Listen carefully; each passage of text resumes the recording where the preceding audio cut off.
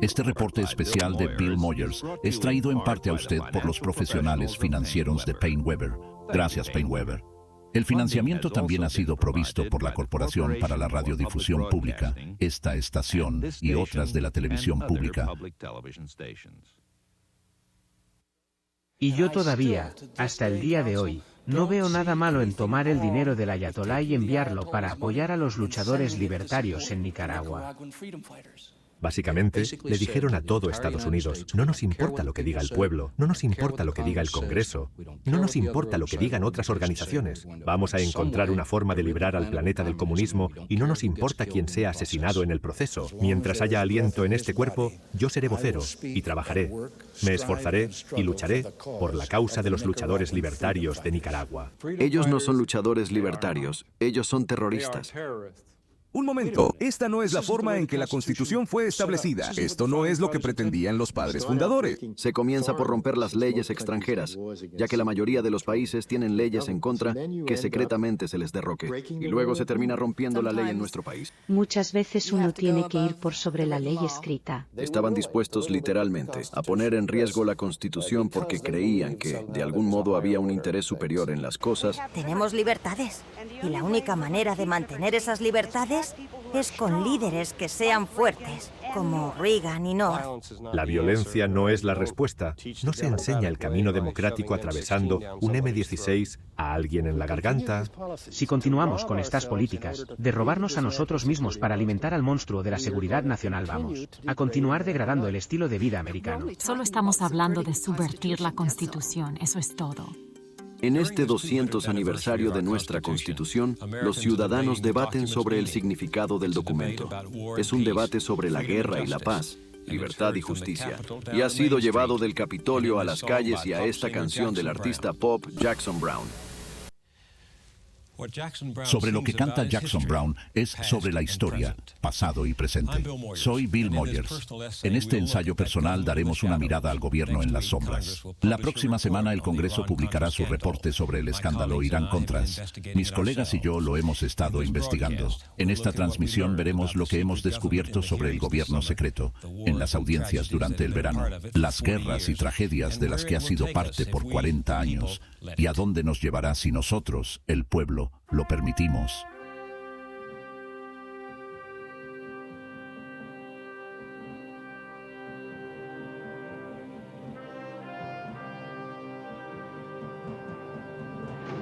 El gobierno secreto.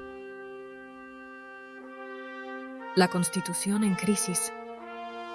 Doblado al español por Canal 8, voz e imagen oficial del Gobierno de la Refundación, Televisión Pública. Así es como a los estadounidenses les gusta pensar acerca de su gobierno. Sus valores son bellos y consagrados monumentos, nobles inscripciones, los templos de nuestra fe nacional. Pero durante 40 años un gobierno secreto ha estado creciendo detrás de estos tributos majestuosos a los ideales estadounidenses, creciendo como un cáncer en la Constitución. Es de lo que la gente ha estado hablando este verano. Han estado hablando del secreto abuso de poder, un abuso de confianza.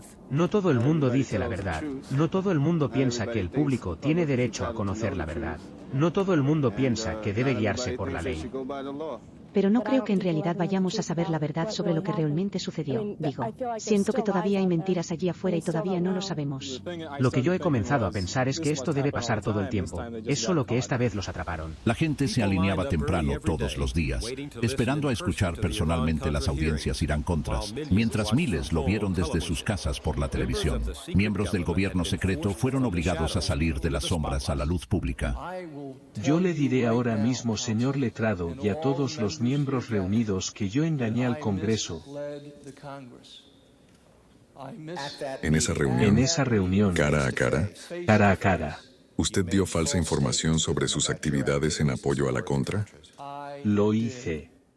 Oliver North había sido el mentiroso crónico del gobierno secreto, muy celoso del presidente y la causa, pero no fue el único fanático, no fue el único en engañar. Las audiencias revelaron una completa política de secretos envuelta en mentiras, pasión en ficción y engaño. Pero las audiencias solo contaron una parte de la historia, así que empecemos por el día 1. Yo, Ronald Reagan, solemnemente juro... El presidente Reagan llegó al gobierno prometiendo restaurar el prestigio militar y moral de Estados Unidos en el mundo. Los votantes respondieron cuando se comprometió a ser duro con los terroristas, un compromiso que repitió una y otra vez. Permítame dejar en claro a los asesinos de Beirut y sus cómplices donde sea que ellos estén, que Estados Unidos nunca hará concesiones a los terroristas.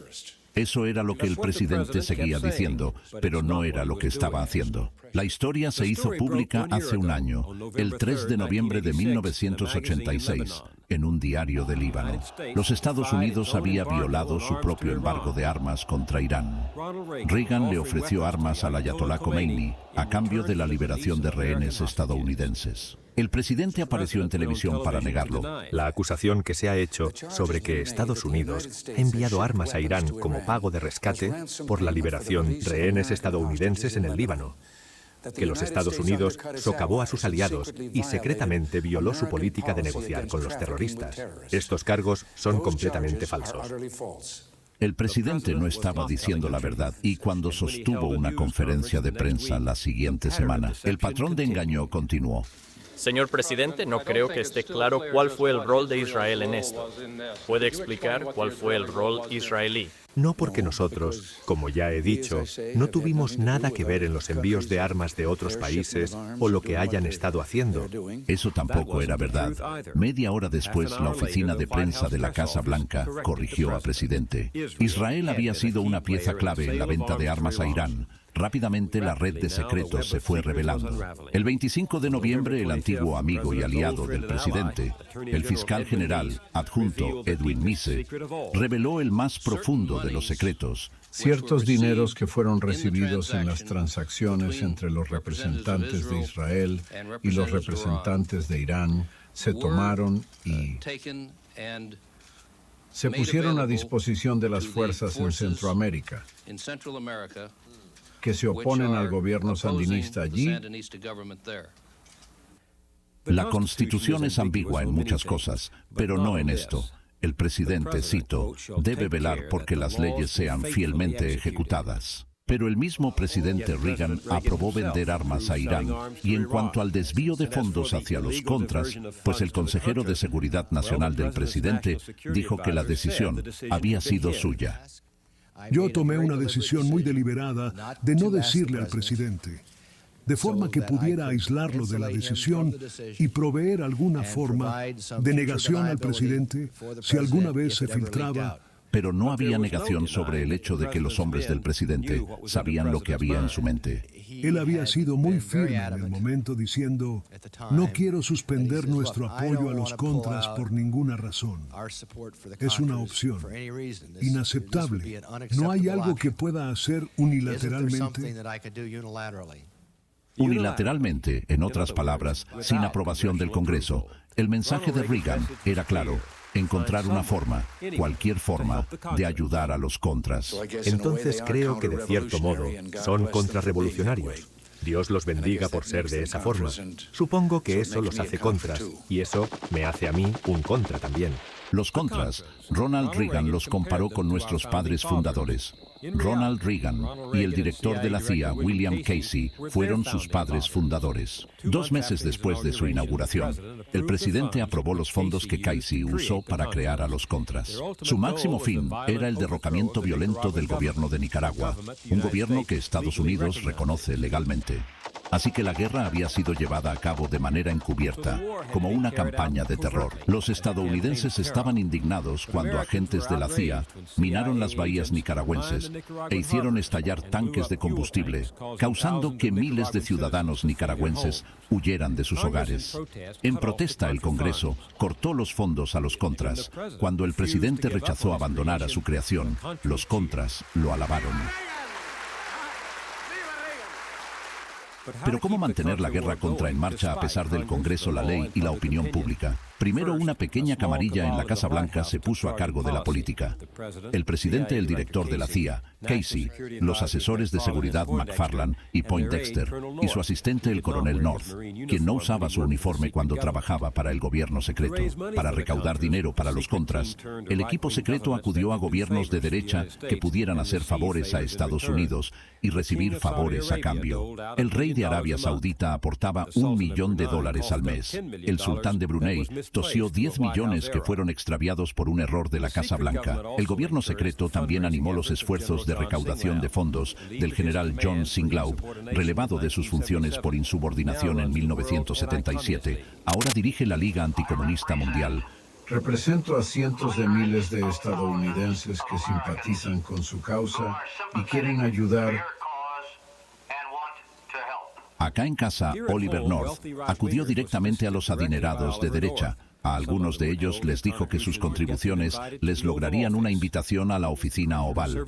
El activista conservador Carl Chanel, quien luego se declarara culpable de conspiración para defraudar al gobierno, trabajó directamente con el coronel North, llevando donantes como el inversor Joseph O'Boyle. Entiendo que en sus encuentros, invariablemente, estuvieron involucrados tanto el señor Chanel como el coronel North. Quizá Chanel llevó a North y de allí usted se reunió con North y subsecuentemente con Chanel. Pero en un sentido ellos trabajaban como equipo. En un sentido, sí.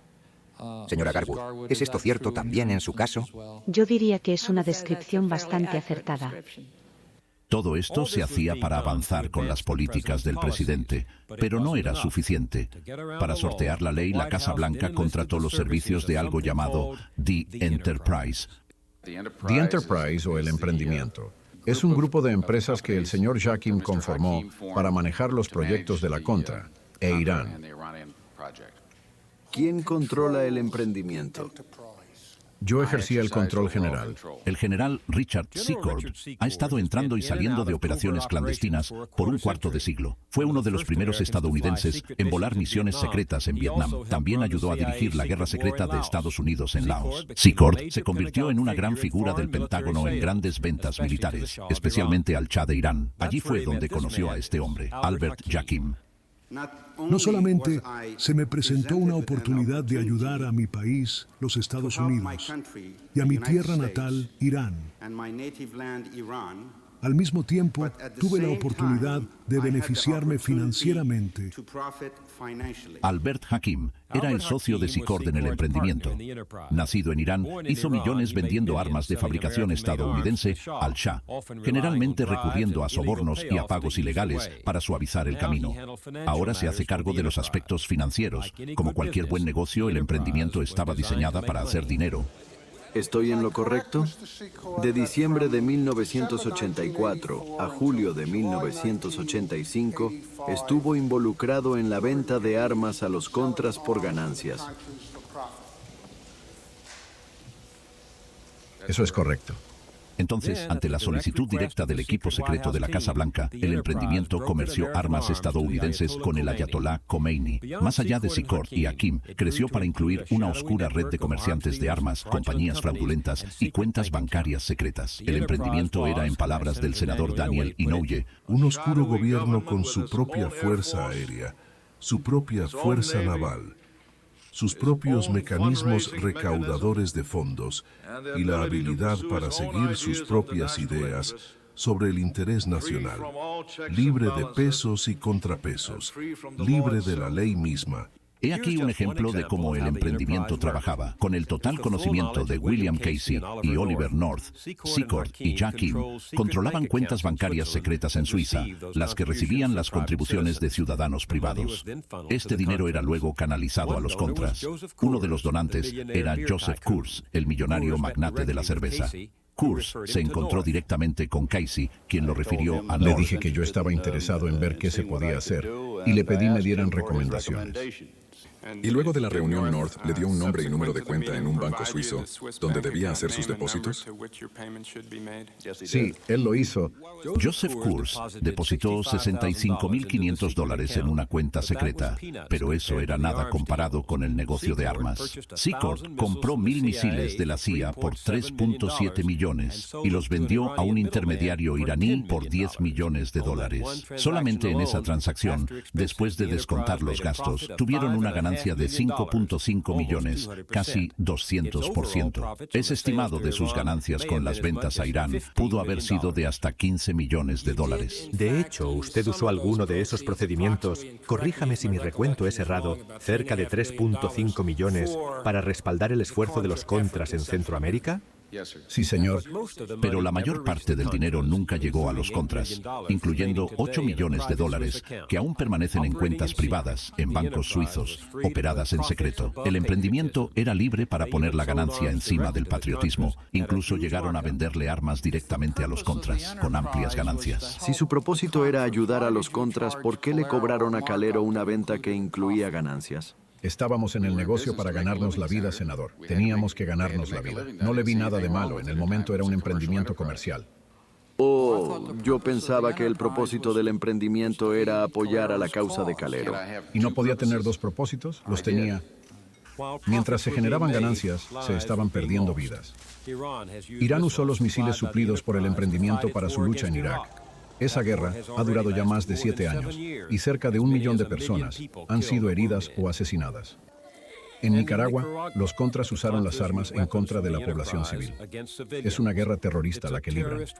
Ancianos, mujeres y niños quedan atrapados en medio o son asesinados deliberadamente. Mientras los contras usan la violencia en contra de los campesinos como una forma de ejercer presión contra el gobierno sandinista, han muerto miles. Incluso mientras las audiencias se llevaban a cabo este verano en Washington, un ataque contramató a 3 niños y una mujer embarazada. Mientras las muertes se incrementaban, el gobierno secreto en Washington sabía que los líderes contras no eran del todo aquellos nobles luchadores libertarios. El coronel North lo supo directamente por su propio enlace con los contras Robert Owen. Yo no era más que un soldado de infantería que creía en la causa de la resistencia democrática nicaragüense. Owen le envió un memorándum secreto a su jefe. Le recordó a North que el líder contra Adolfo Calero era una creación del gobierno de Estados Unidos y advirtió a North que aquellos alrededor de Calero no son gente de primer nivel, son mentirosos motivados por la codicia y el poder. Esta guerra se ha convertido en un negocio para muchos de ellos. La percepción de Owen ha sido respaldada por muchos rebeldes desilusionados que renunciaron a la lucha con disgusto hacia los líderes contras. Gente que nunca se ensució las botas, gente que nunca fue al campo de batalla, gente que ni siquiera sabía cómo tomar un rifle, pretendiendo ser una fachada para la CIA, cuya única preocupación era hacer dinero. Alberto Suhr es un antiguo oficial contra quien alguna vez ganó las felicitaciones personales de Ronald Reagan, pero luego descubrió la corrupción dentro de los contras. Compraron productos de mala calidad y los pusieron a precios más altos. Compraron granos de baja calidad como arroz, frijoles, maíz, azúcar y sal y los pusieron a la venta o se los facturaban a sí mismos a precios más altos. Hacían lo mismo con las municiones, hacían lo mismo con los rifles. Todo esto, el desprecio por el Congreso, el desafío a la ley, los enormes márgenes de ganancias, las cuentas secretas, los personajes turbios, la represión de gobiernos extranjeros, la complicidad en la muerte y la destrucción. Hicieron todo esto en la oscuridad porque nunca resistiría la luz del día. El secreto es el sueño de los fanáticos de la libertad. No hay vigilante que controle la puerta, ningún contador que lleve los libros, ningún juez que controle la ley. El gobierno secreto no tiene constitución. Las reglas que sigue son las reglas que crea. Así que William Casey podía soñar que el emprendimiento podría cobrar vida propia, permanente y totalmente irresponsable.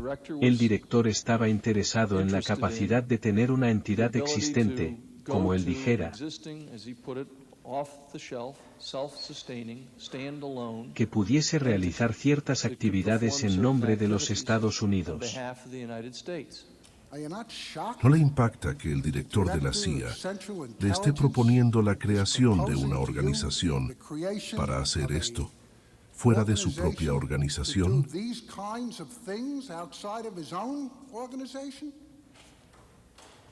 Consejero, le puedo asegurar que no me sorprende. Estaban literalmente dispuestos a poner la Constitución en riesgo porque creían que de alguna forma respondían a un orden superior a ella, que el fin de hecho justifica o está justificado por los medios. Esa es la doctrina más marxista, más totalitaria que he visto en mi vida.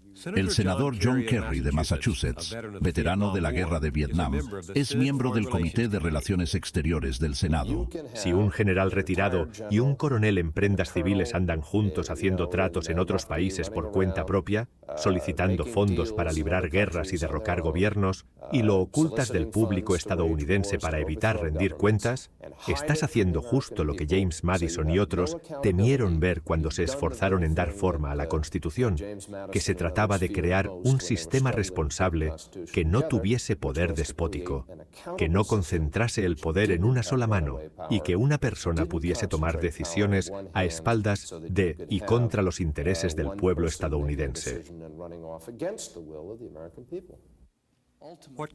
¿Qué podría justificarlo? La lucha contra el comunismo, por supuesto. Esta nación no puede admitir la comunización de Centroamérica. No podemos permitir bases militares soviéticas en nuestro hemisferio.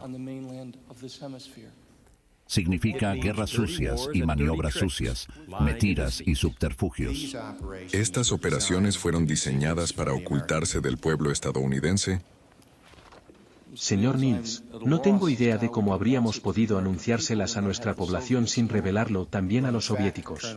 Pero de hecho, Coronel North, ustedes creían que los soviéticos estaban al tanto de nuestra venta de armas a Irán, ¿no es así? Pues, hubo un momento en que eso llegó a preocuparnos. Dado que nuestros adversarios saben de nuestras operaciones encubiertas, los únicos engañados son los ciudadanos estadounidenses. Pero el consentimiento es el corazón de nuestro sistema constitucional. ¿Cómo puede la gente juzgar lo que desconoce o lo que se les cuenta falsamente? Es algo que preocupa a los estadounidenses hoy en día. Cuando toda la vecindad se junta a charlar sobre política, hablan, como solían comentar de los burócratas, de los políticos, gente mañosa parecida a los vendedores de autos usados. A los abogados los meten en el mismo costal. Ahora se habla de los mentirosos. Es lo que oigo todo el tiempo. Los mentirosos andan en lo suyo de nuevo. ¿Vivimos en una democracia o no? Así es, señor. Gracias a Dios. En la que la ciudadanía, no un teniente coronel de marina, es quien decide las directrices importantes de la nación.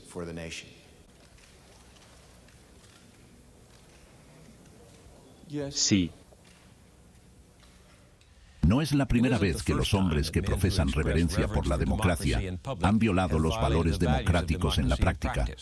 El gobierno secreto es una red entrelazada de funcionarios oficiales, espías mercenarios, exgenerales, especuladores y superpatriotas que por una variedad de motivos operan al margen de las instituciones legítimas del gobierno. Presidentes han recurrido a ellos cuando no pueden ganarse el favor del Congreso o del pueblo, creando ese poder irrestricto temido por los autores de nuestra Constitución.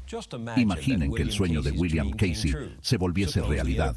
Supongamos que el emprendimiento madurara para llegar a ser una organización supersecreta, autónoma en lo económico y político.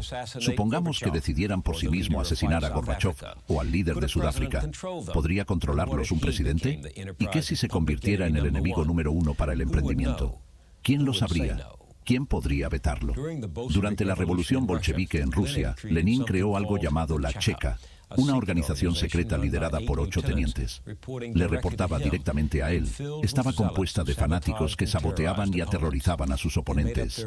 Hacían sus propias reglas y juzgaban sus propias operaciones. Que eso no puede pasar aquí. Pues antes de asegurarlo con certeza, conozcamos la historia de nuestro gobierno secreto.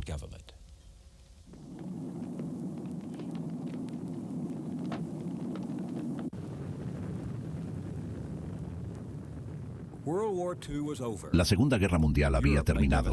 Europa yacía devastada y Estados Unidos emergía como el país más poderoso de la Tierra. Pero entre los escombros surgió una nueva realidad. Una paz que no era paz y una guerra que no era guerra. La vimos emerger cuando los soviéticos ocuparon Europa del Este. La Guerra Fría había comenzado. Una cortina de hierro ha descendido sobre el continente. Tras ella se encuentran las grandes capitales del centro y este de Europa. Los rusos fueron nuestros aliados contra los nazis. Una alianza efímera para ganar la guerra. Ahora eran nuestro enemigo. Para enfrentarlos, recurrimos a los hombres que habían infligido a la humanidad los horrores delirantes de Hitler. Empleamos nazis como espías para Estados Unidos. Hicimos un trato secreto con el diablo. Uno que conozco muy bien es Klaus Barbie, buscado en Francia como el criminal de guerra número 1. De alguna manera llegó a ser nuestro informante. Earhart Dabringhaus sirvió en la contrainteligencia del ejército estadounidense y debió trabajar con informantes nazis que espiaban a los rusos. Uno de ellos fue Klaus Barbie, el carnicero de Lyon, que torturó y asesinó a miles de judíos y miembros de la resistencia. Cuando supe de Klaus, que se trataba de ese asesino brutal, lo reporté a mi cuartel. Pensaba que me iba a ganar un ascenso. Me estaba felicitando a mí mismo por mi logro. Y la respuesta fue, Dabringhaus quieto, hasta que ya no nos sea útil. Después lo entregaremos a los franceses. Pensé, ni modo, trabajemos con él. Sabes, cuando eres oficial de inteligencia te toca trabajar con el diablo. Los estadounidenses no entregaron a Barbie a los franceses, lo ayudaron a escapar a Bolivia. Otros nazis fueron traídos clandestinamente a Estados Unidos para cooperar en la guerra contra el nuevo enemigo. Dabringhaus aún recuerda la actitud de sus superiores. El nuevo enemigo es el único enemigo. Parecían tener un programa preconcebido de lo que los comunistas traman. Y si yo envío un reporte denunciando que un criminal de guerra nazi anda suelto, ellos dirían, olvídalo, ya no nos interesa. Nos interesan los comunistas. Así comenzó la moralidad de la Guerra Fría. Todo se valía. La contienda exigía una mentalidad de guerra permanente, un estado perpetuo de emergencia, y significó un vasto nuevo aparato de poder que transformó radicalmente nuestro gobierno. Se cimentó cuando el presidente Truman aprobó el Acta de Seguridad Nacional en 1947. El Acta de Seguridad Nacional de 1947 cambió radicalmente el rumbo de este gran país. Sentó las bases para un estado de seguridad nacional. El almirante Jean Laroche ascendió desde el más bajo rango hasta convertirse en planificador estratégico para el Pentágono y ahora dirige el Centro de Información sobre Defensa, un grupo de interés público. El Acta de Seguridad Nacional del 47 nos dio en Consejo de Seguridad Nacional. Nunca habíamos tenido esa institución tan preocupada por la seguridad del Estado que pasase buscando amenazas y la manera de orquestar a la sociedad contra estas amenazas. La seguridad nacional prácticamente se inventó en 1947 y ahora se ha convertido en el fundamento motriz de todo lo que hacemos. Todo se mide según este concepto inventado en 1947. El Acta de Seguridad Nacional también nos dio la Agencia Central de Inteligencia, la CIA. Esta es la casa construida por la Guerra Fría, la CIA, el núcleo del nuevo gobierno secreto. Su principal tarea era el acopio de información para el nuevo rol de Estados Unidos como potencia mundial. Pronto estaría emprendiendo operaciones encubiertas en el extranjero como en casa. Con la expansión de su misión, la CIA reclutaba jóvenes aventurados como el americanísimo Ralph McKeehee de Notre Dame. Considero a la persona que era cuando me uní a la agencia. Era un creyente en la Guerra Fría, que sentía que la agencia estaba luchando por la libertad, justicia, democracia y religión alrededor del mundo. Y creía plenamente en eso. Me sentía orgulloso cada día al llegar al trabajo, porque estaba a la vanguardia de la lucha contra el imperio internacional del mal, el malvado imperio comunista. Irán, 1953. La CIA montó su primera gran operación encubierta para derrocar un gobierno extranjero. El objetivo era el primer ministro de Irán, Mohammad Mossadegh. Ostentaba el poder legítimamente bajo el proceso parlamentario del país y era popular. Washington antes lo había estimado, pensando que frenaría una toma comunista del poder. Pero eso fue antes que Mossadegh decidiera que el Estado iraní, y no empresas británicas, debería controlar el petróleo en su territorio. Cuando nacionalizó los pozos explotados por los ingleses, Washington enfureció. Kenneth Love era reportero del New York Times en Teherán ese verano. Era la era McCarthy y la paranoia de la Guerra Fría galopaba en Washington. Y todos decían que el viejo Mossadegh había enloquecido bajo la influencia de los comunistas. Pero no era cierto.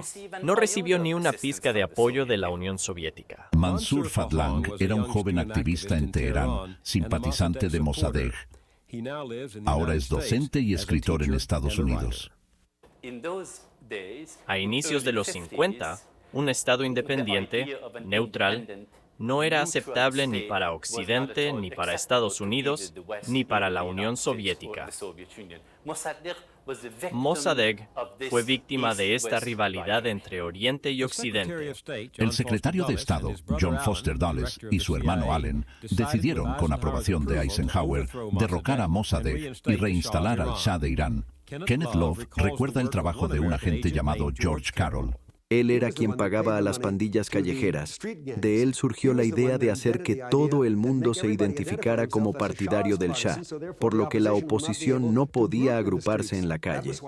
Todos tenían que portar la imagen del Shah en sus vehículos y en todos lados y encender las luces, o te rompían el vidrio del auto, te arrastraban fuera y te golpeaban o te mataban, esas cosas. Las turbas pagadas por la CIA y los policías y militares pagados por la CIA sacaron a Mossadegh de su cargo.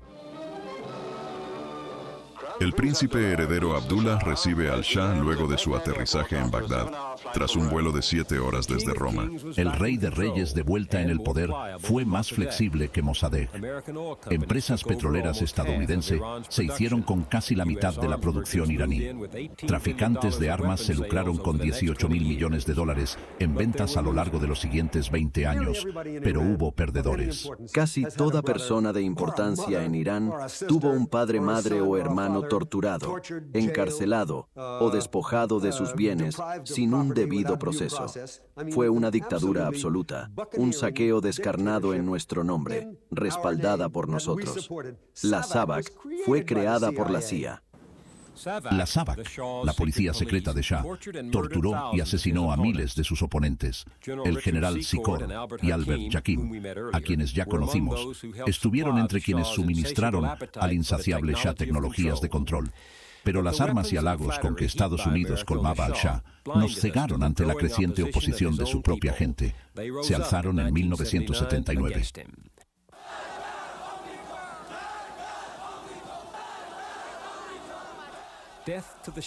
Muerte al Shah, cantaban. Muerte al Satán americano. Khomeini, la crisis de los rehenes, el resurgimiento chií. Todo es consecuencia directa del golpe de la CIA contra Mossadegh en 1953. Frecuentemente es citado como el maravilloso ejemplo de una CIA eficiente logrando algo bueno. Pero en realidad, Edwin Firmach sirvió en la Casa Blanca, es profesor de leyes y erudito constitucional. Creamos una nación que nos odia enormemente, que nos ve como a un demonio, a una fuerza maligna. Creamos fuerzas antagónicas suficientes para que no haya estabilidad. Y siembra lo que se cosecha. Se termina con una violación a la Constitución y un odio que se propaga hasta hoy, desembocando en la toma de la embajada, de rehenes. El odio engendrado no descansa así nomás. Guatemala, 1954. Animado por el éxito, el gobierno secreto decide que hay otro líder problemático del que hay que deshacerse. Esta vez es Jacobo Arbenz, presidente democrático de Guatemala. Philip Roettinger es reclutado de los marines para unirse al intento de golpe. Se me explicó que esto era muy importante para Estados Unidos, que íbamos a impedir que la Unión Soviética estableciera una avanzada en el hemisferio, lo cual hemos oído recientemente, claro, y que el gobierno guatemalteco era comunista y debía ser expulsado. El presidente Arbenz era admirador de Franklin Delano Roosevelt y su gobierno frecuentemente apoyaba la posición de Estados Unidos en la ONU. Pero al intentar traer un New Deal a Guatemala, cometió dos pecados a los ojos de la administración Eisenhower. Primero, cuando dictó la apertura del sistema político a todos los partidos. Eso incluyó a los comunistas. Por supuesto, no había asomo de comunismo en el gobierno. No tenía comunistas en su gabinete. Sí permitió la existencia de un partido comunista bastante pequeño. Arbenz también se embarcó en un programa masivo de reforma agraria. Menos del 3% de los propietarios tenía el 70% de la tierra. Así que Arbenz nacionalizó más de 1.5 millones de acres, incluyendo tierras de su propia familia, y las entregó a los campesinos. Mucha de esa tierra estaba en manos de la United Fruit Company. El gigante estadounidense pretendía literalmente que Guatemala continuara siendo una república bananera. La United Fruit acudió a sus amigos en Washington, incluyendo a los hermanos Dulles, que acusaron a Arbenz de seguir el juego de los comunistas. Había que deponerlo. Fue la muerte súbita para Arbenz. No había forma de que ganara la pelea, por lo que se atrevió a hacer a la United Fruit Company. Además, el hecho que estaba socavando la hegemonía estadounidense en la región, y eso era peligroso. Era intolerable. Desde Honduras, el mismo país que sirve de base a la Contra hoy en día, la CIA envió una pequeña banda de mercenarios. Fueron fácilmente repelidos, así que la CIA bombardeó la capital. Arbenz huyó y fue sustituido por un títere de Estados Unidos, el coronel Carlos Castillo Armas. Revirtió todas las reformas de Arbenz. Le devolvió las tierras confiscadas a la United Fruit Company y le quitó de vuelta la tierra a los campesinos para restituir a los terratenientes. La CIA llamó a su intervención clandestina en Guatemala Operación Éxito. El país pasó los siguientes 30 años bajo dictaduras militares. Estados Unidos los armó y entrenó a sus oficiales. Los comunistas de los que los salvamos difícilmente habrían igualado este régimen. Masacraron campesinos, torturaron oponentes políticos, acribillaron, apuñalaron, quemaron vivos a sospechosos de ser insurgentes. Hubo tanta muerte que en un punto los forenses se quejaron de no poder con el trabajo en la morgue. Operación Éxito. Lo que hicimos ha causado una sucesión de dictaduras militares en el país. Ha provocado la muerte de más de 100,000 de sus ciudadanos. El éxito engendra éxito, a veces con repeticiones pavorosas. Mario Sandoval Alarcón inició su carrera con la incursión de la CIA en Guatemala. Hoy se le conoce como padrino de los escuadrones de la muerte. En 1981, tras cabildear con los asesores de Ronald Reagan, solicitando ayuda militar para Guatemala, Sandoval fue invitado al baile de inauguración. Richard Bissell, otro veterano del golpe en Guatemala, llegó a convertirse en el jefe de operaciones clandestinas de la CIA. Lo busqué hace unos años para un documental de CBS. Habló de un reporte secreto preparado por la Casa Blanca en 1954 por un grupo de ciudadanos distinguidos encabezados por el expresidente Herbert Hoover. Cito: "Es claro que enfrentamos un enemigo implacable cuyo objetivo confeso es la dominación mundial. No hay reglas en semejante juego. Las normas de la conducta humana ahora aceptadas no aplican. Si Estados Unidos espera sobrevivir, los conceptos estadounidenses de juego limpio, convencionalmente admitidos, deben reconsiderarse. Debemos aprender a subvertir, sabotear y destruir a nuestros enemigos con medios más sofisticados y efectivos que los usados contra nosotros". ¿Esa era la ética prevalente? Creo que es una declaración del punto de vista prevalente, al menos entre quienes estuvieron involucrados en operaciones clandestinas de uno u otro tipo. En otras palabras, la naturaleza del enemigo es tal que toda táctica necesaria se justifica para aventajarlo y derrotarlo. Creo que esa era la visión. Al menos era lo que yo envisionaba entonces. Cuba, 1961. 7 años después de la Operación Éxito, Bissell planeaba otra acción clandestina para la CIA. El asalto a la dictadura de Castro ha comenzado. El 17 de abril de 1961, cubanos exiliados entrenados por la CIA en una base de la amiga Guatemala llegaron a la costa sur de Cuba, en la bahía de Cochinos. Estados Unidos había prometido soporte aéreo, pero el presidente Kennedy lo canceló. Los invasores, ahora indefensos, se rindieron. 7 meses tras la desastrosa invasión, Kennedy dio un discurso clave sobre la política exterior. Como nación libre, no podemos competir sin adversarios en tácticas de terror, asesinatos, falsas promesas, turbas falsificadoras y crisis. El presidente no estaba diciendo la verdad. Incluso mientras hablaba, su administración estaba planeando una nueva guerra encubierta contra Cuba. Incluiría algunos de los trucos sucios que, según el presidente, no estaban a nuestra altura. El gobierno secreto estaba preparado para cualquier cosa. En un momento dado, la CIA organizó un pequeño departamento conocido como Acción Ejecutiva, que tenía capacidad permanente para cometer asesinatos. ¿Cómo se hizo? No era solo una capacidad para asesinar, era una capacidad para desacreditar o deshacerse de personas, pero podría haber incluido el asesinato. Y así fue. Hubo al menos 8 intentos documentados de matar a Castro. Él dice que hubo 2 docenas. Y hubo incluso un intento de poner LSD en sus puros. Para ayudarnos a deshacernos del líder cubano, nuestro gobierno secreto recurrió a la mafia, tal como una vez recurrimos a los nazis.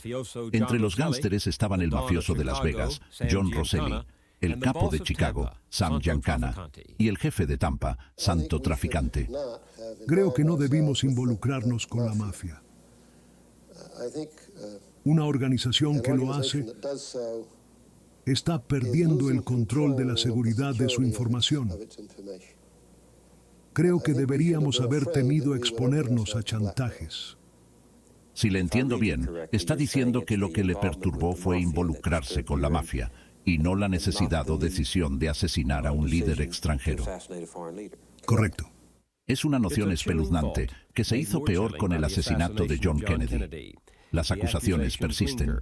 En algunas mentes persisten las sospechas de que hay una conspiración oscura y sin resolver detrás de su asesinato.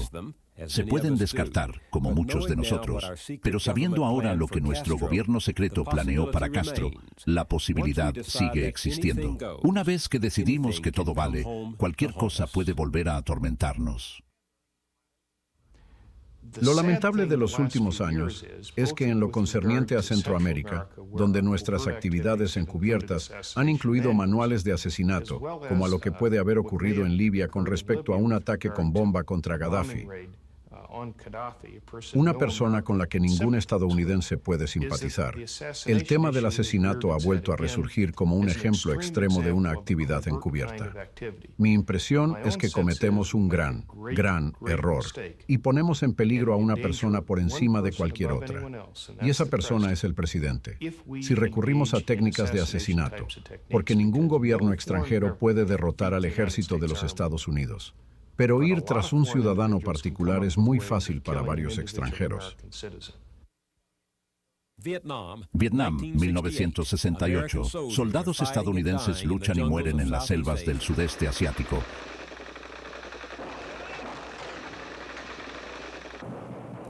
Pero la guerra de Vietnam no empezó así. Comenzó en secreto, sin ser notada, como tantas otras de estas aventuras desastrosas. La CIA llegó pronto, poco después de que los vietnamitas se independizaran de los franceses en 1954. Eisenhower advirtió que las naciones del sudeste asiático caerían como fichas de dominó si los comunistas liderados por Ho Chi Minh se apoderaban de todo Vietnam. Para hacerle frente, instalamos en Saigón un régimen títere bajo el mando de Ngo Dinh Diem. Se utilizaron comandos entrenados por los estadounidenses para sabotear las líneas de autobús y ferrocarril y contaminar los suministros de petróleo de Vietnam del Norte. El vicepresidente Nixon brindó apoyo moral a Diem, pero la situación siguió empeorando. El presidente Kennedy envió a los boinas verdes a Vietnam y recurrió a la contrainsurgencia a gran escala. Una vez había dicho que Vietnam era la prueba definitiva de nuestra voluntad de detener la marea del comunismo mundial. En el momento de su muerte, había 15.000 estadounidenses allí. Los llamaban asesores. La guerra secreta se profundizaba y se volvía más traicionera. Es mi deber hacia el pueblo estadounidense informar que nuevas agresiones contra buques estadounidenses en alta mar en el Golfo de Tonkin me obligan a ordenar a las fuerzas militares de los Estados Unidos que tomen acciones en respuesta. Este presidente también mentía. Los incidentes en el Golfo de Tonkin no fueron sin provocación. Vietnam del Sur realizaba incursiones secretas en la zona contra el norte, y el destructor estadounidense ahí estacionado estaba advertido de que podría ser atacado. Pero Johnson aprovechó el incidente para presionar al Congreso a que aprobara la resolución del Golfo de Tonkin. Luego la utilizó como cheque en blanco para la acumulación masiva de fuerzas estadounidenses. Siempre ha habido presidentes que, como una aberración, se exceden actuando por su cuenta y luego buscan la validación retrospectiva del Congreso. Pero este caso fue un despliegue escandaloso del poder presidencial, una expansión de sus facultades ejecutivas, para usar al ejército y a la marina de la forma en que quisiera. La Constitución es clara en esto también. El Congreso tendrá el poder de declarar la guerra. Abril de 1965, 2 batallones de Marines aterrizan en Vietnam del Sur, los primeros de más de 2.5 millones de estadounidenses que lucharán sin declaración congresional de guerra. La pequeña guerra sucia que empezó en secreto ahora estalla en un conflicto total.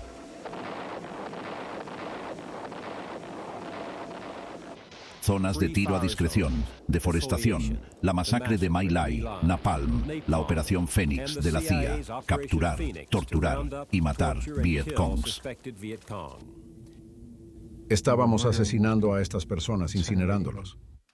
Ralph McGahee estuvo ahí con la CIA y ayudó a instalar la policía secreta en Vietnam del Sur. Mis esfuerzos resultaron en la muerte de muchas personas. Para mí fue en un periodo en que creo que considero que estaba casi loco. Me estaba convirtiendo en algo que no podía reconciliar conmigo mismo. Fue tan doloroso. Es difícil expresarlo. Porque me convertí en un antisocial, incapaz de relacionarme con nadie. Me consumía mentalmente. Era una lucha interior. Cada noche yacía en mi cama, pensando que no podía ser verdad. ¿Por qué hacemos esto? ¿Por qué no nos detenemos? ¿Por qué no es posible aceptarlo? Era algo inescapable, de día y de noche. Cada minuto del día peleaba este conflicto interno. Hasta que, para mí, el suicidio se convirtió en una salida ansiada para ese tormento del que no veía otro escape. Y cuando lo superé, quería saltar de la ventana del hotel de la agencia, el Hotel Duke, matarme, colgar una pancarta que dijera «Al diablo con la CIA» o «La CIA miente» o algo así, solo para intentar traer a casa un resquicio de verdad, que mi muerte tuviese sentido, que el pueblo estadounidense supiese que les mentían.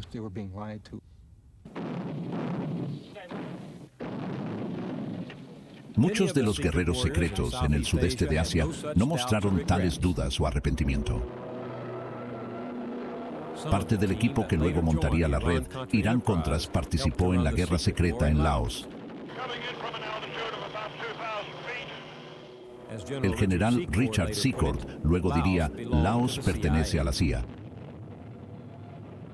Aviones estadounidenses agredían a los comunistas en la selva, y en el suelo teníamos un ejército secreto, la tribu Hmong.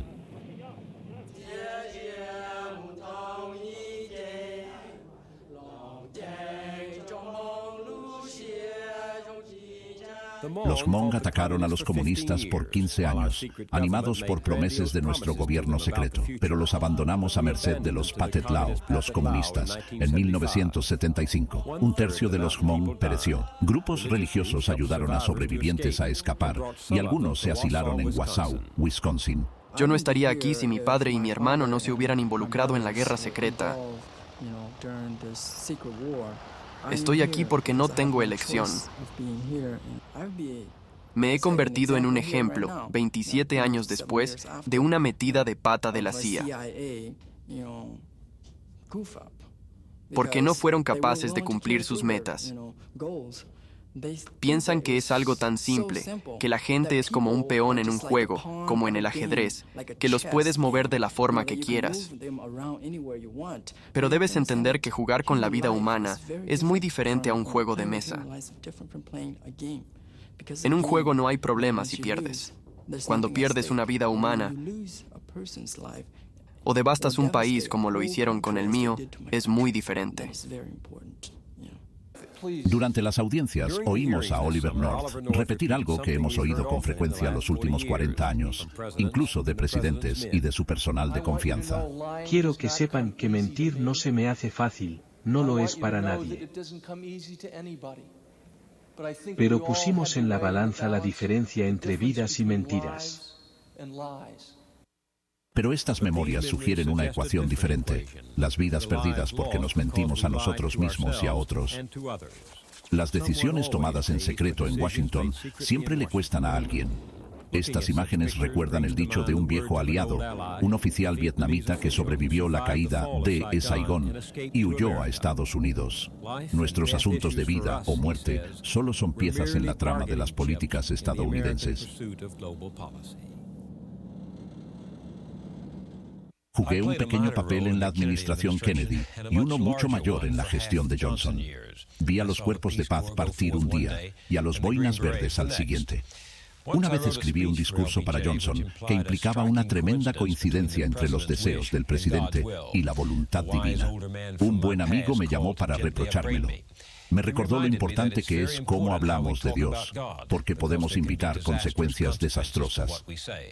Así también hemos aprendido que los presidentes deben ser muy cuidadosos con lo que quieren que este país haga, porque Estados Unidos puede desarticular países enteros solo con la inercia de sus actos.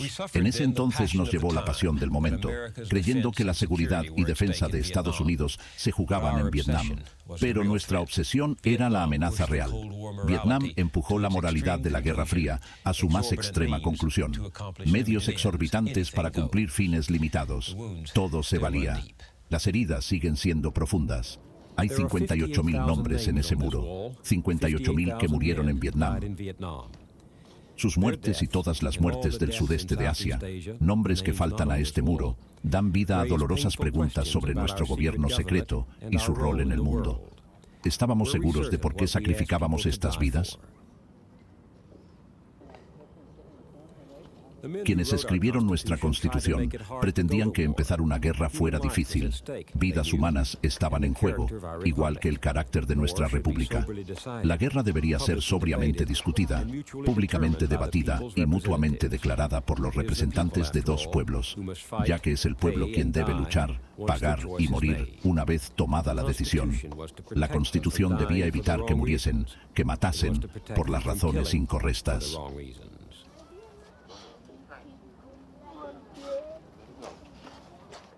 No sé, el público aún no quiere entender lo que sucedió realmente. Pero quizás algún día. En cuanto a Centroamérica, veo la misma maldita cosa sucediendo que ya vi en Vietnam. Pues creo que el país ha aprendido muy duramente que debemos estar seguros. Si vamos a enviar a nuestros jóvenes a morir así, que realmente sea por los intereses de todos los estadounidenses. Sacrificar a alguien de esa manera, para que no volvamos a cubrir de sangre este muro u otro. Y creo que ahora nos hacemos muchas preguntas que no solíamos hacer. Queremos saber por qué y vamos a oír a Ollie North hablar de qué pasó con los contras y exigiremos una verificación. Queremos saber en qué nos estamos metiendo cuando vamos a hacer algo así. En retrospectiva, la facilidad con que la Guerra Fría nos hizo renunciar al control popular sobre la guerra, ahora en manos del Estado de Seguridad Nacional. Nunca hemos estado más cerca de investir de autoridad absoluta al presidente. Conformar grupos secretos en el Poder Ejecutivo para librar guerras sucias es una usurpación de poderes prohibida en la Constitución. Desde diciembre de 1941, el Congreso no ha declarado una guerra. Enviamos acción policial a Corea, asesores a Vietnam, operaciones encubiertas a Centroamérica, misiones de paz a Líbano, conflictos de baja intensidad, hoy día desde Angola hasta Camboya. Entregamos el poder de hacer guerra sin estar seguros a quién o qué están haciendo, ni cuánto cuesta o quién paga por ello. Lo único seguro es que esta guerra global secreta, cada vez más independiente de las instituciones democráticas, ahora es parte de nuestra forma de vida. Ahora surge una pregunta inédita. ¿Podemos tener a la vez democracia y este estado de guerra permanente? En 1975, al cierre de la guerra de Vietnam, el Congreso hizo un primer escrutinio público del gobierno secreto. El senador Frank Church encabezó el comité selecto para estudiar las operaciones del gobierno. Las audiencias sacaron a la luz una serie de actividades letales, desde el uso de rodos eléctricos y perdigones venenosos hasta las conexiones con la mafia y experimentos con drogas. Nos dieron recuentos detallados de atentados contra líderes extranjeros y derrocamientos de gobiernos soberanos. Descubrimos, por ejemplo, cómo la administración Nixon libró una guerra encubierta contra el gobierno del presidente chileno, Salvador Allende, que fue finalmente derrocado por un golpe militar y asesinado. Como un César, regentando las colonias distantes de Roma, Nixon dijo que la elección representativa de los chilenos era inaceptable para el presidente de Estados Unidos. La actitud en la Casa Blanca parecía ser: si tras lo de Vietnam no puedo enviar al ejército donde nos guste, entonces enviaremos a la CIA. Pero el gobierno secreto también había peleado una guerra contra su propio pueblo. Las audiencias examinaron una larga serie de acciones encubiertas en casa, desde las escuchas a Martin Luther King por el FBI bajo Kennedy y Johnson, a terribles violaciones a los derechos de los ciudadanos y la ley en los 70s. Tenían nombres como Caos, Empalmador de Cables, Garden Plot o Duende. Según las audiencias, el gobierno secreto tenía acceso total hasta los buzones, campus universitarios, teléfonos y cada casa.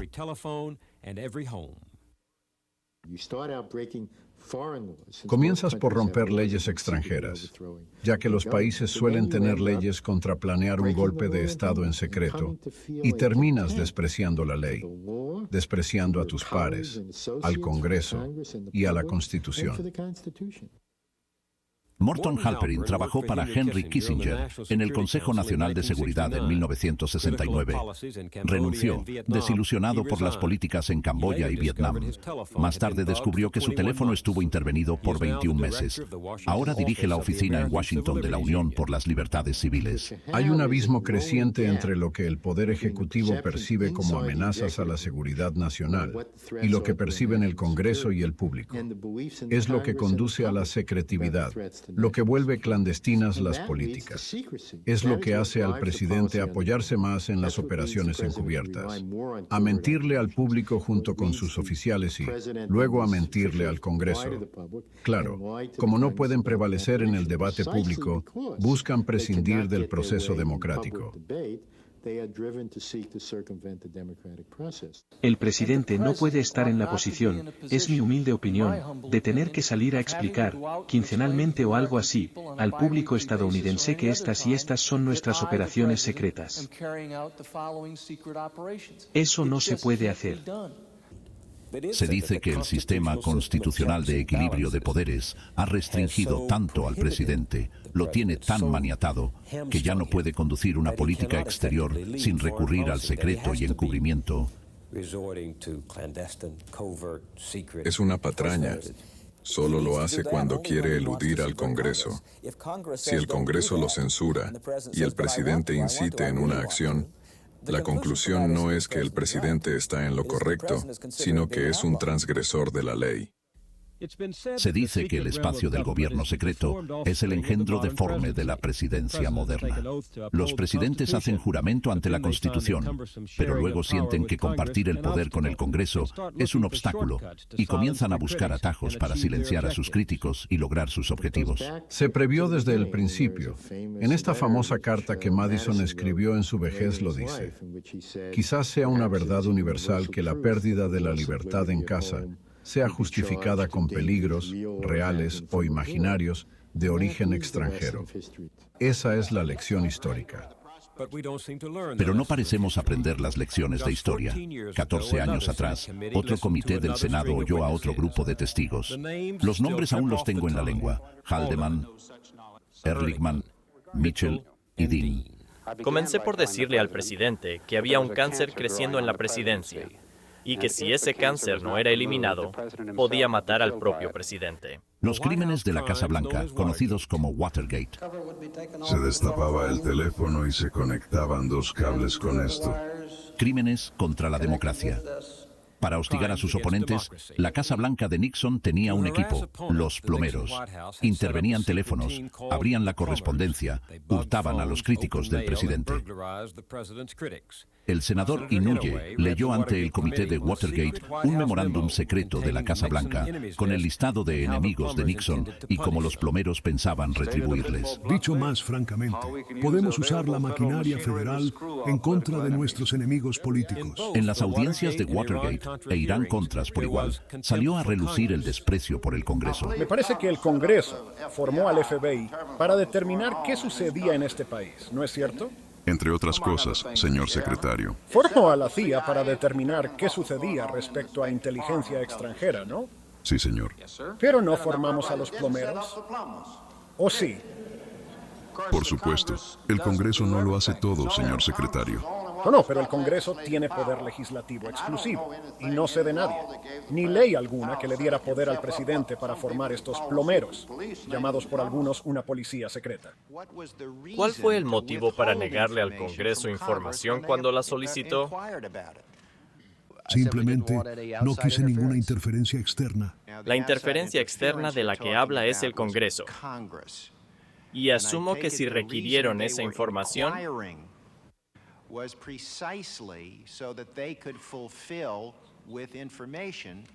fue para cumplir su función constitucional en uno u otro sentido, ¿correcto?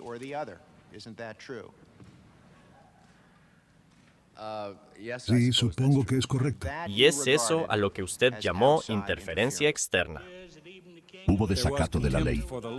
Si el presidente autorizó un hurto encubierto y usted no sabe los límites de esa autoridad, ¿usted no piensa que puede darle licencia para cometer asesinato u otros crímenes? ¿O sí? Yo no sé dónde está la raya, senador. Durante sus conversaciones con el señor Casey, el señor McFarlane y el señor Poindexter, ¿nunca se preguntaron si lo que se proponían era legal? No creo, digo. En primer lugar, partimos asumiendo que todo lo que hacíamos era legal. Hubo un desprecio igual por la verdad. Señor Mitchell, ¿hace distinción entre no ofrecer información y mentir? Dependería del sujeto. Si se le ha hecho una pregunta directa y no ofrece respuesta directa, no está testificando, sino mintiendo, ¿no? Pues creo que deberíamos conocer los detalles de esa ocasión y caso particular. ¿Puede explicarme la diferencia que cree que hay entre dar una impresión falsa o errada y mentir abiertamente?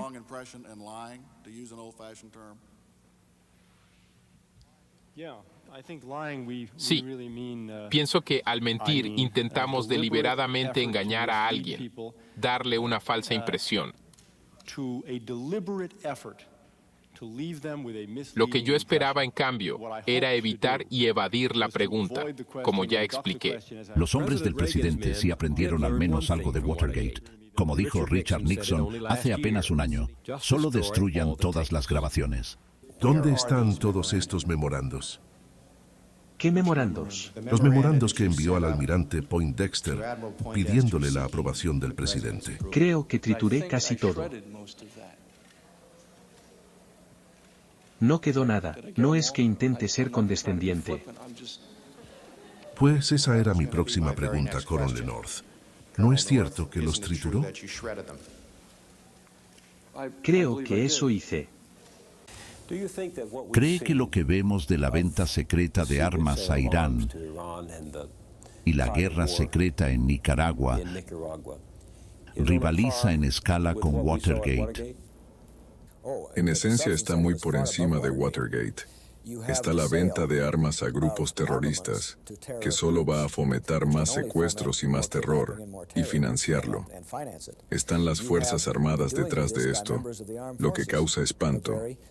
Está el gobierno, en parte al menos, poniendo en marcha lo que el Congreso prohibió expresamente, una ilegalidad directa. Están los abusos constitucionales, que son inmensos. Y Watergate se acabó con la presidencia de Nixon. Renuncio a la presidencia con efecto a mediodía mañana. La presidencia imperial estaba caída, pero no vencida. Ronald Reagan se postuló en 1980 con un mensaje claro y fuerte. El mundo estaba lleno de fuerzas hostiles alrededor de Estados Unidos.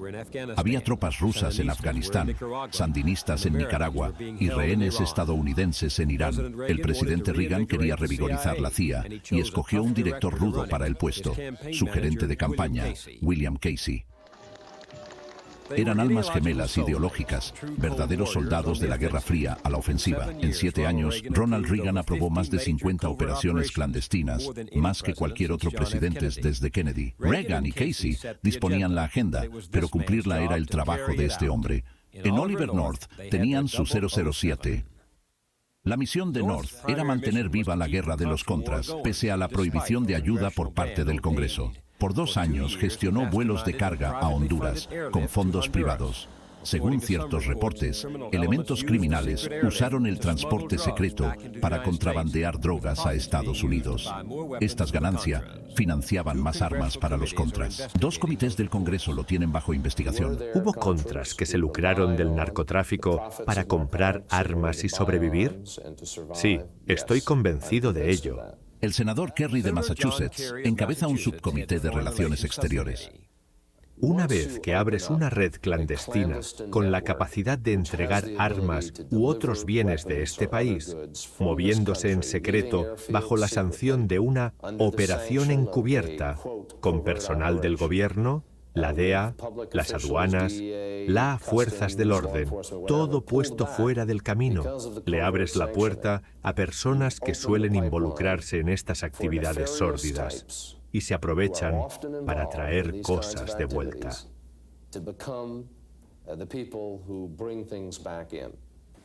Oliver North fue informado que el carguero estaba usando personas cuestionables. Robert Owens, su contacto en los Contras, le escribió desde el terreno que algunos de los jefes traficaban drogas. En febrero de 1986, Owens puso a North al tanto de que un avión de combustible había sido usado para llevar drogas. Según Owens, parte de la tripulación tenía expediente criminal. La segunda frase dice, lindo grupo escogieron los muchachos. ¿Quiénes son los muchachos? La CIA. Así que el presidente de Estados Unidos dijo, esto es por la seguridad nacional, apártense del camino y dejen a esta gente hacer su trabajo. Y así, contrabandistas, narcotraficantes y otros entraron por nuestra puerta trasera. No creo que el presidente de Estados Unidos dijera expresamente, no volteen a ver qué pasa aquí. Dudo que supiese qué pasaba. Pero el presidente de Estados Unidos sí incitó a tal grado la continuación de ayuda a los Contras, y Casey y Poindexter dejaron tan claro que esto iba a satisfacer al presidente si sucedía, que está claro que hubo quienes voltearon a ver al otro lado, porque sabían que se trataba de este gran objetivo y eran necesarias ciertas pequeñas aberraciones, como les decían, ese era el precio a pagar para cumplir con el gran propósito. Un gran propósito que, sin embargo, iba en contra de la ley, contra los deseos del Congreso y del pueblo estadounidense. ¿Cómo es que el afán de ser anticomunistas nos vuelve antidemocráticos y tenemos que subvertir nuestra sociedad para salvarla? Esta es, en parte, la respuesta. Los poderes que se autoadjudican los presidentes por la llamada seguridad nacional se han convertido en el timón que comanda al gobierno, conduciendo todo lo demás. La secretividad facilita al presidente ser el único juez competente para juzgar lo que hace para protegernos. La secretividad permite a la Casa Blanca controlar lo que otros saben, y eso es poder. ¿Cuántas veces hemos oído al presidente decir, si supieran lo que yo sé, entenderían por qué hago lo que hago? Pero es un autosabotaje. Alguien dijo, todo lo secreto se degenera, incluso la administración de la justicia. Así que atrincherados en la Casa Blanca, los servidores del presidente ponen la lealtad sobre el análisis y la obediencia desplaza al sano juicio. Solo saluden y sigan órdenes. Este teniente coronel no va a cuestionar una decisión del comandante en jefe, para quien aún trabajo y me honro en servirlo.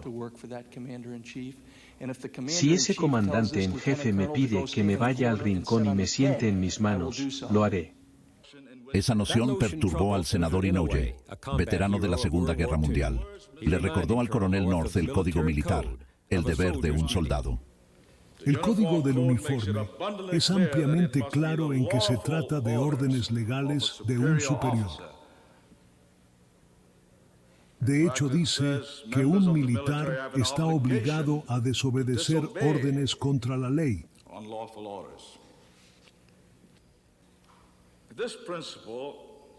Este principio es tan importante que nuestro gobierno propuso que se internacionalizara con los juicios de Nuremberg.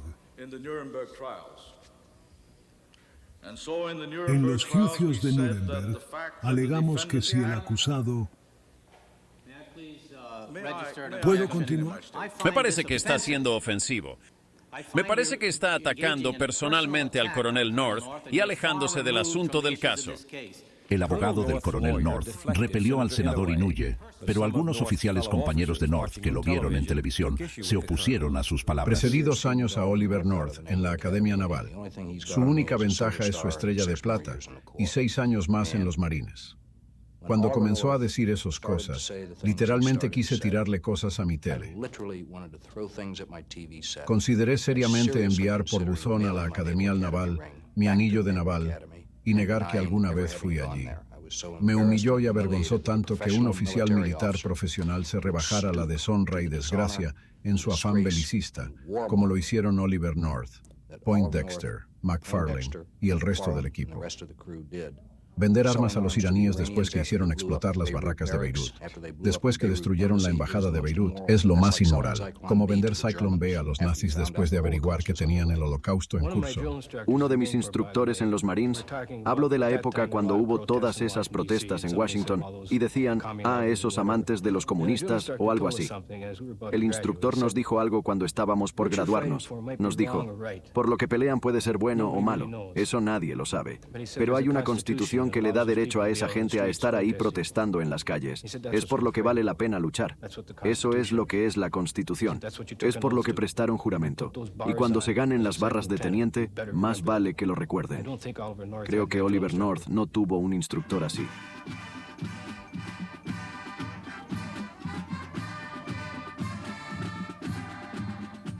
Fueron militares de carrera quienes manejaron la debacle del caso Irán-Contras bajo Reagan y Casey, North, Poindexter, McFarlane, Secord, Singlaub. Todos se entrenaron para ir a la guerra, no para conducir política exterior. En la guerra, el objetivo es absoluto y simple, destruir al enemigo sin importar qué. No tenían entendimiento de la política en Irán, Nicaragua, ni en Washington. Nuestra política exterior se ha ido convirtiendo en una política militar. Ronald Reagan ha duplicado la cifra de militares en el personal del Consejo Nacional de Seguridad, lo que fue creado en 1947 como un grupo asesor civil para el presidente, se ha convertido en un puesto de mando para las operaciones clandestinas de los militares. Fuera del alcance del escrutinio público y de la supervisión del Congreso, solo responden al único hombre al que sirven. Los autores de la Constitución temieron un estado de guerra permanente, con un comandante en jefe seguido por un cuerpo de élite que lo elevase como soberano por sobre la Constitución. Esta es la primera página de una orden firmada y aprobada por el presidente Reagan. Esta es el arma definitiva del gobierno secreto, la Directiva Decisiva de Seguridad Nacional, NSDD en inglés. Cada presidente desde Harry Truman las ha emitido. No se publican en ningún registro del gobierno. Ronald Reagan ha firmado al menos 280 de estas directivas. Lo cubren todo, desde el espacio exterior hasta armas nucleares, las operaciones clandestinas en Nicaragua e Irán. En esencia, con un decreto secreto y arbitrario, un presidente puede darse licencia para hacer lo que desee cuando lo desee, y los únicos que necesitan estar al tanto son los agentes secretos que lo cumplen, los caballeros de la Oficina Oval. Usted ha testificado como miembro en planilla del Consejo Nacional de Seguridad. Ha conducido una operación secreta y mi pregunta es, ¿el presidente ha nombrado específicamente al personal del Consejo de Seguridad Nacional con ese propósito?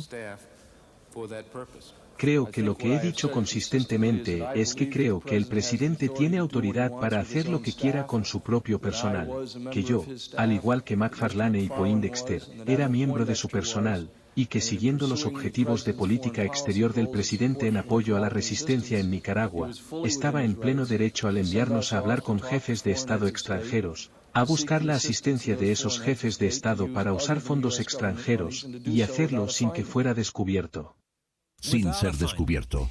Hay una ley que requiere que el presidente tenga descubrimientos en la seguridad nacional cuando se requiere una operación encubierta y reportarlo al Congreso inmediatamente. La idea es asegurarse que tanto el Congreso y el Ejecutivo, cada cual electo independientemente por el pueblo, sean responsables por los que se hace en nombre nuestro. Pero el presidente Reagan se dio permiso para ignorar los límites impuestos por la ley.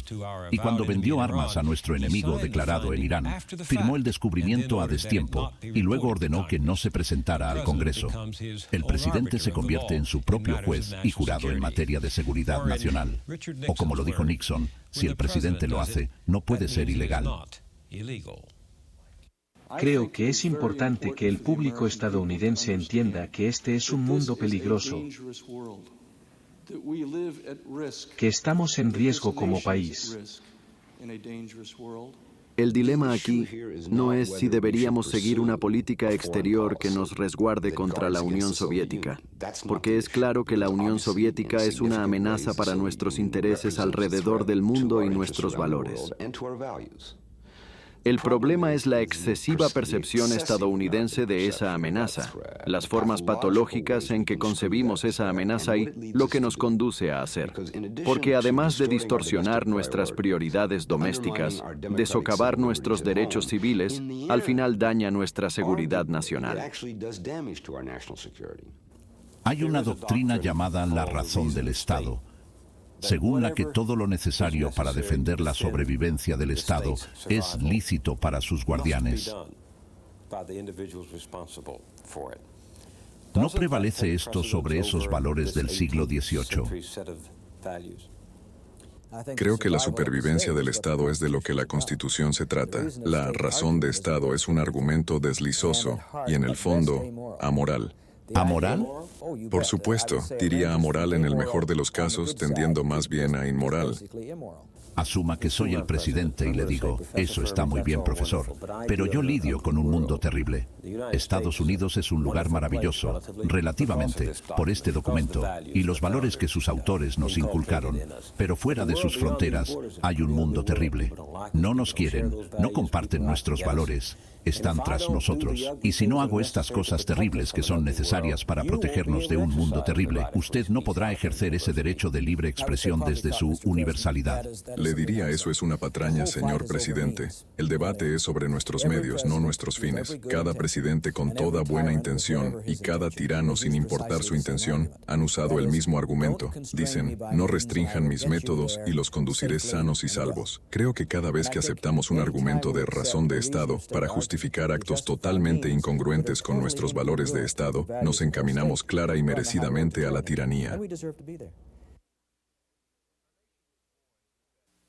Nuestra nación nació rebelándose contra la tiranía. Somos los afortunados herederos de quienes lucharon por su libertad y luego concibieron una Carta Magna extraordinaria para protegerlo contra poderes arbitrarios. La Constitución abre con las palabras, nosotros, el pueblo. El gobierno recibe su autoridad del pueblo y los gobernantes están tan obligados como los gobernados a respetar la ley. Eso era revolucionario.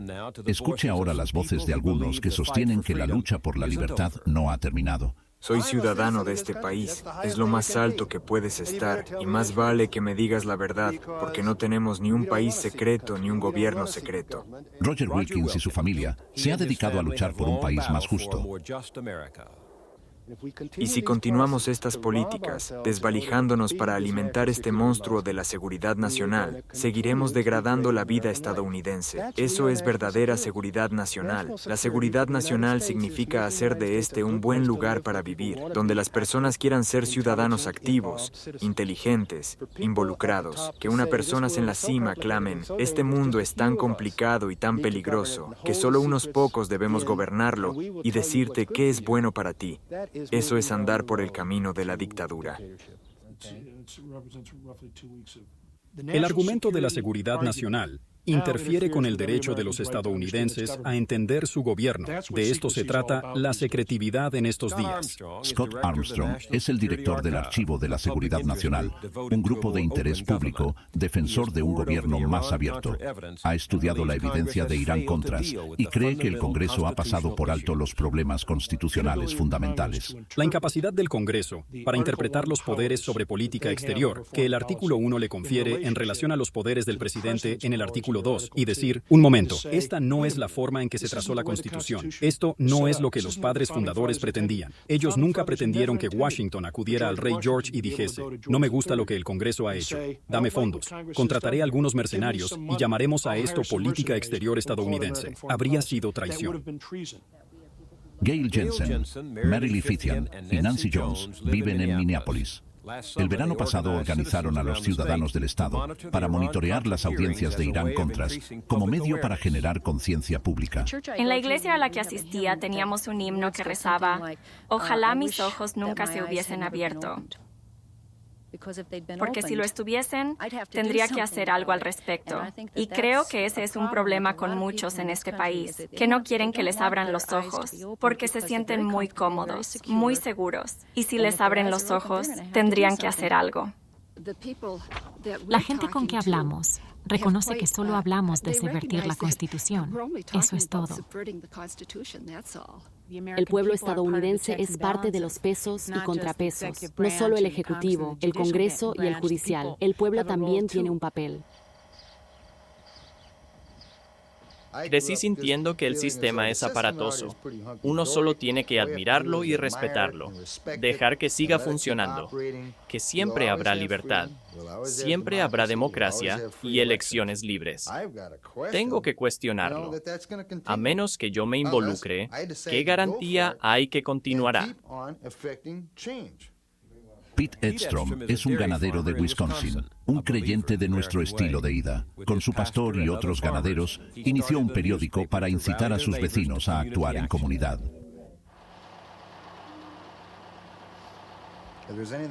Si hay algo que quiero que mis hijos entiendan, es el viejo concepto político de la asamblea, donde la gente dispone, se involucra y se informa. Creo que esas audiencias son un ejemplo del problema que tiene este país, que claramente el pueblo estadounidense no está involucrado.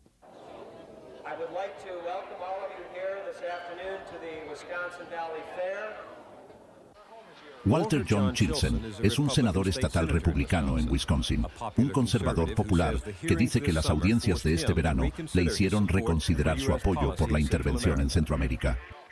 Cuando has sido republicano por 20 años y le dices a todo el mundo que los republicanos son la mejor gente, que son los de sombrero blanco, y toca admitir que en esta situación no fue el caso, que la política estuvo totalmente errada, es necesario alzar la voz.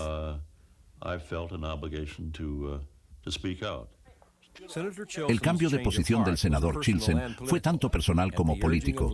A insistencia de su hija Liz, fue a Centroamérica junto a su esposa para ver la realidad en persona. A su retorno, crítico siempre del sandinismo, ya no creía que financiar una guerra contra campesinos pobres era manera de que Estados Unidos detuviera el comunismo. Hay un gran riesgo si en este país aceptamos lo que se nos dice de forma doctrinaria, ¿sabes? Que hay que luchar contra el comunismo y que esa pueda ser la careta que cubra un cúmulo de pecados. Creo que hay fuerte evidencia de que eso es lo que está pasando.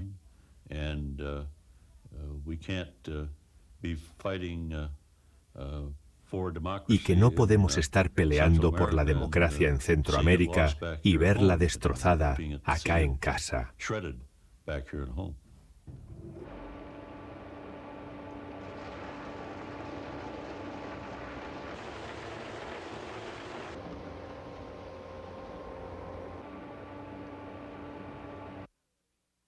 No tiene por qué ser así. Los autores de esta Constitución vivieron en un mundo más peligroso que nosotros. Estaban en un territorio rodeado de potencias hostiles, al borde de una vasta tierra virgen, y aún así entendieron que incluso en tiempos peligrosos, la fuerza del autogobierno estaba en el debate y el consenso público. Apartar esos valores básicos por miedo, imitar al enemigo en afán de vencerlo, es descartar precisamente lo que nos hace diferentes. Al final, no solo nuestros valores, sino también nuestros métodos nos separan de los enemigos de la libertad.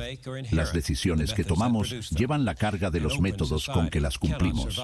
Una sociedad abierta no puede sobrevivir con un gobierno secreto. La democracia constitucional no es una noción romántica, es una defensa contra nosotros mismos, el único adversario que puede derrotarnos. Soy Bill Moyers.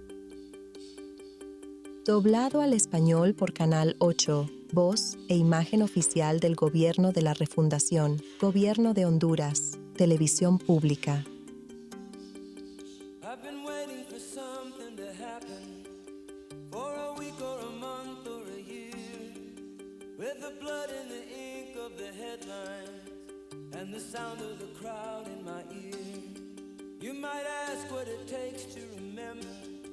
When you know that you've seen it before, where a government lies to a people and a country is drifting to war, and there's a shadow on the faces of the men who said the